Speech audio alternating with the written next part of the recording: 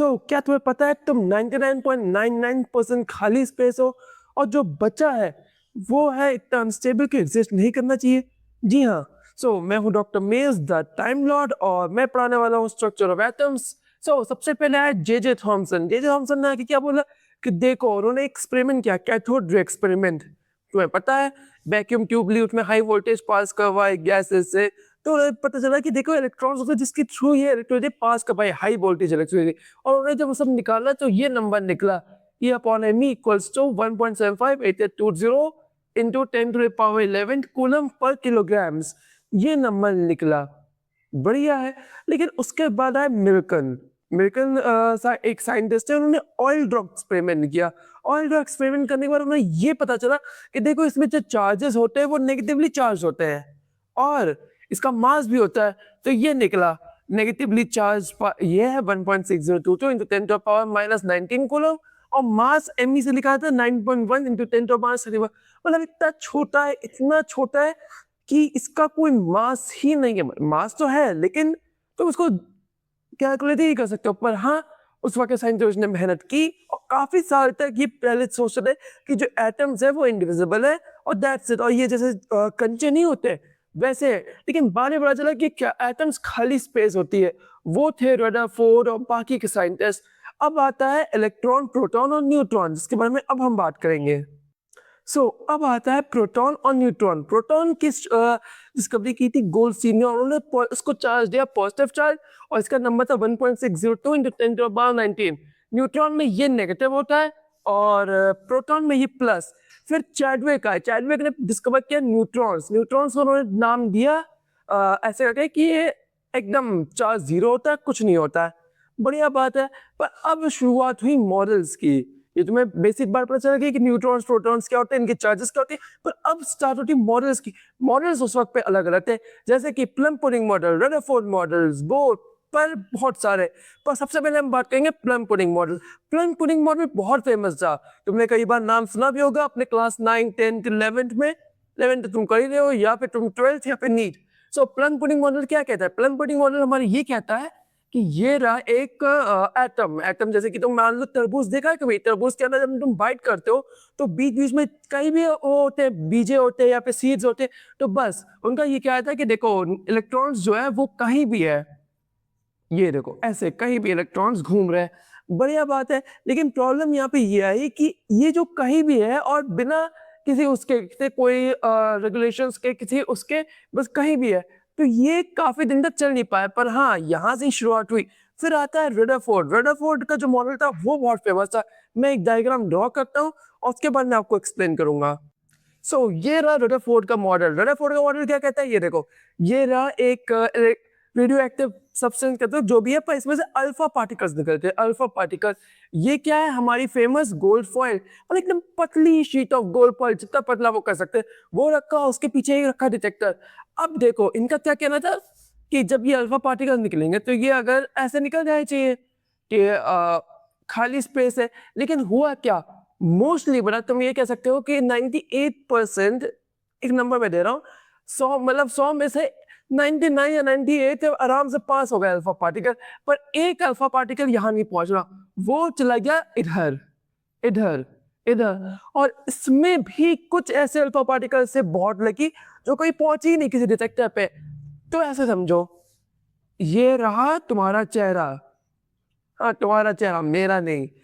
अब मैंने यहां से कुछ मारा तो ये लग गया, मैंने कुछ मारा, लग गया लग गया लग गया। लेकिन अगर यहाँ पे कोई डेंस चीज हो तो अगर कोई चीज ऐसे टकरा जाए तो निकल जाएगी। कोई चीज अगर ऐसे पास हो रही है तो आराम से पास हो जाएगी, पर कोई चीज डेंस होगी तो निकल जाएगी। लेकिन अगर कोई परपेंडिकुलर ऐसे आ जाए तो वो वापस परपेंडिकुलर तो जाएगी ना। तो ये इसलिए हुआ। लेकिन इसके बाद भी उन्होंने बताया कि देखो बीच में एक डेंस मास है, न्यूक्लियस, जो कि बहुत डेंस है, जो कि एकदम मतलब खाली स्पेस है एटम पर, बीच में कुछ ऐसा है जो बहुत डेंस है। तो बस ये था रदरफोर्ड का मॉडल। तो अब स्टार्ट होता है आइसो मतलब तुम्हारा atomic number, atomic mass. Atomic number हम लिखते हैं Z से और ये होता है प्रोटॉन्स। एटॉमिक मास होता है A equals to Z plus neutrons. तो एटॉमिक मास कितना होगा? ये, जैसे कि अगर मैं एग्जांपल लूं कार्बन, कार्बन का एटॉमिक मास होगा 6 और एटॉमिक नंबर होगा 6। तो तुम न्यूट्रॉन्स निकाल सकते हो और ऐसे करके तुम्हारा काम हो जाएगा। पर अब आता है आइसोटोप्स और आइसोबार्स। ये दो क्या चीज होती है? देखो, आइसोटोप्स ऐसे कह सकते हो जैसे हाइड्रोजन, हाइड्रोजन के 3 आइसोटोप्स है, हाइड्रोजन 1 2 3। मतलब हाइड्रोजन सेम है, उसकी प्रॉपर्टी सेम है, पर उसका वेट थोड़ा अलग अलग है। जैसे कल सुबह तुम उठोगे, तुम्हारा वेट थोड़ा बढ़ जाएगा, तुमने रात को थोड़ा कार्ब्स वाला फूड खा लिया तो तुम्हारा वेट बढ़ जाएगा, तो बस। या फिर तुम जिम गए आज, तुम्हारा वेट कम हो गया, तो आगे पीछे चलता रहेगा, पर तुम रहोगे तो सेम इंसान ना, चाहे तुम्हारा वेट बढ़े या घटे। पर आइसोबार्स इसका करेक्ट उल्टा है। ऐसा समझ लो, जब नीट के अंदर किसी का AR1 आता है, सोचो 4 लोगों का AR1 आ जाए तो क्या होगा? तो 4 लोग एक ही इंसान थोड़ा बन जाएंगे। मार्क्स शायद सब लोग सेम शेयर करते हो AR1, पर सब लोग अलग अलग है। तो वैसे ही होता है आइसोबार्स के, मतलब same weight but different properties, ऐसा समझ लो। और अब हम बढ़ते हैं आगे टॉपिक्स पे। अब रदरफोर्ड का मॉडल तब बढ़िया चल रहा था, पर मैक्सवेल को ये खुशी बर्दाश्त नहीं हुई। बोला, बेटा भाई साहब, मुझे तेरी खुशी बर्बाद नहीं होगी, मैं तुझे बर्बाद करूंगा। उसने बोला कि देखो, ये जो इलेक्ट्रॉन्स है वो एक्सेलरेट कर रहे हैं एटम्स के बगल में, पर अगर ऐसा हुआ तो एनर्जी रेडिएट होगी। तो पता है कि कोई भी चीज अगर एक्सेलरेट करेगी तो एनर्जी लूज करती है, और अगर वो एनर्जी लूज करती है तो वो, जैसे कि ये देखो, ये न्यूक्लियस है और यहाँ पे एक इलेक्ट्रॉन है, यहाँ पे चार्ज है। अब ये रोटेट कर रहा है, रोटेट कर रहा है, रोटेट कर रहा है, लेकिन जब एक वक्त आएगा जब ये पूरी एनर्जी खो चुका होगा तो न्यूक्लियस में गिर जाएगा और एटम कोलैप्स कर जाएगा। लेकिन एटम स्टेबल है, मैं एग्जिस्ट करता हूँ, तुम एग्जिस्ट करते हो, तो ऐसा कैसे पॉसिबल है? और बस इसी वजह से रदरफोर्ड का मॉडल फेल हो गया। और अब आती है वेव थ्योरी, लाइट थ्योरी। मैं वो एक्सप्लेन करने वाला हूँ सबसे पहले, आगे बढ़ने से पहले। अब तुम्हें ये पहले से पता है कि लाइट जो है वो दोगली है, क्योंकि वो डुअल नेचर पे एग्जिस्ट करती है। लाइट का फॉर्मूला क्या है? C equals to nu lambda. बढ़िया बात है, अब तुम्हें पता है कि लाइट डुअल नेचर है, डुअल नेचर। पर वो तो अब पता है ना, लाइट जो है वो तो उनके लिए वेव थी, तो उस वक्त में फॉर्मूला ये था। पहले तो ये देखो, इसका फॉर्मूला ये, speed of light equals to frequency, nu frequency बोलते हैं और लैम्डा को वेवलेंथ बोलते हैं। पर उसके बाद आया एक और फॉर्मूला वेव नंबर का। वेव नंबर कैसे निकालते हैं? तो ये रहा, nu bar equals to 1 upon lambda for a nu number. बढ़िया बात है। पर अब आया प्लैंक्स। प्लैंक्स भाई साहब, उन्होंने दिया प्लैंक्स कॉन्स्टेंट। उन्होंने बोला कि देखो, लाइट जो है वो पार्टिकल है, वो एक एक करके पैकेट्स में आती है, क्वांटाइज्ड होती है। क्वांटा या क्वांटाइज या पैकेट्स या पार्टिकल्स, ये सब एक ही चीज है, पर अलग अलग वर्ड्स में। So E equals to H formula में हमें मिला, जो आइंस्टाइन ने सब दिया था। और H equals to 6.626 into 10 to the power minus 36 joule per second. ये हमें मिला, जेस जूल पर सेकेंड ही बोलेंगे, हाँ। ये हमें मिला। पर उसके बाद आया photo electric effect. Photo electric मैंने पहले ही बताया था मेरे सेमीकंडक्टर्स, अगर लेक्चर में देखे हो तो पता होगा, पर फिर बता देता हूँ। जो लाइट है वो ऐसे गिरी, इधर गिरी, अगर थ्रेशोल्ड फ्रीक्वेंसी मैच कर गई या ज्यादा हुई तो ये निकल जाएगा, नहीं होगा तो इलेक्ट्रॉन्स कैप्चर रहेंगे। बस सिंपल सी बात है। यहाँ पे फॉर्मूला क्या था हमारा? H V equals to V work plus kinetic energy max. Kinetic energy, हाँ, मैक्स। तो हमें फोटो से ये मिला, H V equals to H V zero plus 1/2 MEV square. ये, और यहाँ पे हमें ये लाइट और इसके प्रॉपर्टीज में पता चल गई। पर अब स्टार्ट होता है एटॉमिक स्पेक्ट्रा और बोर्स मॉडल, जो कि मैं अब एक्सप्लेन करना। अब देखो, जब लाइट एमिट, एटम एक्साइट होता है तो लाइट एमिट होती है, जो कि हम एटॉमिक स्पेक्ट्रा पकड़ सकते हैं। तो ये रहा हाइड्रोजन लाइट स्पेक्ट्रम। तो ये राइडबर्ग का फॉर्मूला है, V bar equals nu bar equals to 109,677 1,09,677 bracket में 1/n² 1 और स्क्वायर माइनस 1/n² 2 और सेंटीमीटर में -1।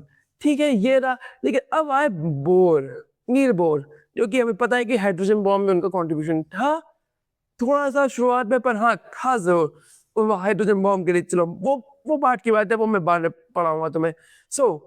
ये रहा, इन्होंने दिए तीन पोस्टुलेट्स दिए। सबसे पहला fixed orbit, MVR equals to NH upon 2 pi. मतलब है कि एटम्स के अंदर, मतलब जो ये इलेक्ट्रॉन्स हैं वो फिक्स्ड ऑर्बिट्स में रहते हैं। फिक्स्ड ऑर्बिट्स मतलब ऐसे है, अगर तुम इधर पे हो तो तुम इधर ही रहोगे, तुम इधर से इधर नहीं आओगे। अगर आओगे तो तुम एनर्जी एमिट करोगे और थोड़ा सा होगा। उसके बाद एनर्जी का फॉर्मूला इन्होंने ये दिया, En equals to -2.18 into 10 to power -18 Z square upon N joules. ये दिया, पर कॉमनली हम ये यूज करते, तो ये कॉमनली वाला है, commonly -13.6 Z square upon N M square EV। ये रहा। लेकिन हम ऑर्बिट्स, ये जो रेडियस होता है, ऑर्बिट्स होता है, उसका फॉर्मूला हमें दिया आर एन, रेडियस का 52.9 N square upon Z PM, ये रहा। और यहाँ पे था, लेकिन देखो अच्छी बात ये हुई कि उन्होंने ये एक्सप्लेन कर दिया कि क्यों लाइब्रेरी होती है। जब वो एनर्जी, जब इधर से वो इधर जाता है तो वो एक एनर्जी रिलीज करता है, या तो एब्जॉर्ब होता है या तो एमिट होता है। वो बढ़िया चीज थी, लेकिन लिमिटेशन ये थी कि ये सिर्फ 3 चीजों पर काम करता था, हाइड्रोजन, हीलियम और लिथियम, Li, लिथियम, हाँ Li लिथियम होना चाहिए। सो इसके लिए वो काम करता था और इसी चक्कर में वो आगे तक नहीं बढ़ा। और अब आता है क्वांटम मैकेनिकल मॉडल, मेरा फेवरेट, क्वांटम मैकेनिक्स, वो मेरा फेवरेट टॉपिक है, तो वो मुझे पढ़ाने में बड़ा मजा आने वाला है। अब आता है इस चैप्टर के आखिरी टॉपिक्स में से अपना मेरा फेवरेट टॉपिक जो है क्वांटम मैकेनिकल मॉडल। सबसे पहले आता है डी ब्रॉगली। डी ब्रॉगली तुम्हें पता होगा कि इन्होंने अपनी पीएचडी के लिए थीसिस लिखी थी और उसके लिए उन्हें नोबेल प्राइज मिला था। मैं सोचो कितनी बड़ी बात है। तो उन्होंने क्या बोला, इलेक्ट्रॉन्स, पार्टिकल्स भी और वेव भी है, फॉर्मूला दिया lambda upon H upon M V equals to H upon P, बढ़िया बात है। लेकिन उसके बाद आया हाइजेनबर्ग अनसर्टेनिटी प्रिंसिपल। उन्होंने बोला कि देखो तुम एक ही वक्त में उसकी लोकेशन या फिर उसकी स्पीड नहीं निकाल सकते। फॉर्मूला क्या था, delta x into delta P greater और इक्वल्स टू एच अपॉन 4 पाई, बढ़िया बात है। बाद में श्रोडिंगर्स ये जो ये कहते हैं प्रोबेबिलिटी का, और में श्रोडिंगर्स भी इक्वेशन थी वेव फंक्शन से, ये थ्रेशोल्ड से तुम देख सकते हो। अब इसके बाद आता है कि इसके शेल साइज n जो हम डिनोट करते हैं क्वांटम नंबर्स के अंदर, तो शेल साइज होता है 1 2 3 4, l होता है एजीमुथल नंबर, एजीमुथल या फिर शेप 0 to n-1, एम आई या पे एम एल कह सकते हो, माइनस एल टू प्लस, और ये एम एस जो होता है वो स्पीड के लिए होता है, प्लस या फिर तुम्हारा जो स्पीड होगी या तो प्लस में होगी या तो माइनस में होगी, स्पिन मतलब, not the speed, I mean spin, और ये ओरिएंटेशन के लिए होता है। अब ये 3 साइजेस में पाया जाता है, स्पेरिकल, डम्बल और डबल डम्बल। ये तुम्हें पता होगा, डबल डम्बल थोड़ा कॉम्प्लेक्स शेप होता है, स्पेरिकल और नॉर्मल शेप ऐसे होता है। पर अब आता है कि ये जो फिल होते हैं वो होते कैसे। देखो सबसे पहले फिर इनके 3 लॉज थे, हंस रूल, तो मैं सिंपल में समझा देता हूँ। सबसे पहले ये इधर बढ़ेगा, फिर अगर 3 है तो ऐसे भरेंगे, ऐसे ऐसे ऐसे, फिर ऐसे ऐसे ऐसे, और ये जो होते हैं हाफ फिल्ड अगर होंगे तो ज्यादा एक्स्ट्रा स्टेबल होंगे, अगर फुली फिल्ड होंगे तो एक्स्ट्रा स्टेबल होंगे, क्योंकि वो सिमेट्री एनर्जी मैच कर जाती है। बट दैट्स इट, पहले लो एनर्जी बढ़ेगी फिर हाई एनर्जी बढ़ेगी, ये सबसे पहला होता है। और हाँ, इतने से चैप्टर मैंने ब्रीफ में उतना नहीं किया हूँ, पर हाँ इतना मैंने बता दिया कि तुम्हारा काम हो जाए, रिविजन के लिए तुम्हारा काम हो जाए। तुम्हें फॉर्मूला सारे में बता दिया। अगर कुछ डाउट्स हो तो कमेंट सेक्शन में पूछ सकते हो। मे बी मैं फ्यूचर में टेलीग्राम चैनल बनाऊंगा जहाँ पे मैं नोट्स अपलोड करूंगा। So yeah that's all for today, see you on in the next video, till then take care and goodbye. और हाँ, चैनल को सब्सक्राइब करना मत भूलना, वरना मैं अपने चार्लिस के साथ मिलके आऊंगा, वहां पे तुम्हें और नोट्स दूंगा और चैनल भी सब्सक्राइब करवाऊंगा। So yeah that's all for today, see you on in the next video. अब मैं चलता हूँ, take care and good bye.